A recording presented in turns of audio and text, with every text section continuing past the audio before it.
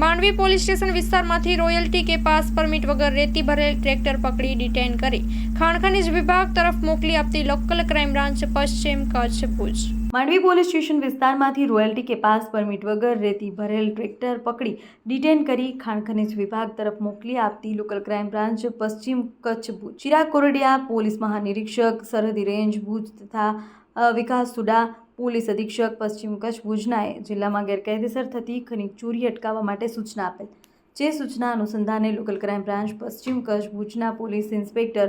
SN Chudasama તથા police sub inspector HR Jethi, police sub inspector YK પરમારના માર્ગદર્શન હેઠળ police head constable Lilabhai Rabari, Mulrajbhai ગઢવીની માંડવી પોલીસ સ્ટેશન વિસ્તારમાં વાહન ચેકિંગમાં હતા। દરમિયાન મોટા લાયઝાથી ગોધરા ગામ તરફ જતા માસે માંડવી નલિયા રોડ પાસે એક ટ્રેક્ટર જેના રજિસ્ટ્રેશન નંબર GJ02W6213 વાળું આવતા તેનું ઊભું રાખી ચેક કરતા ટ્રેક્ટરમાં રેતી આશરે 2 ટન ભરેલ હોય, જેથી વાહન ચાલક અશરફ ઇબ્રાહીમ શીરુ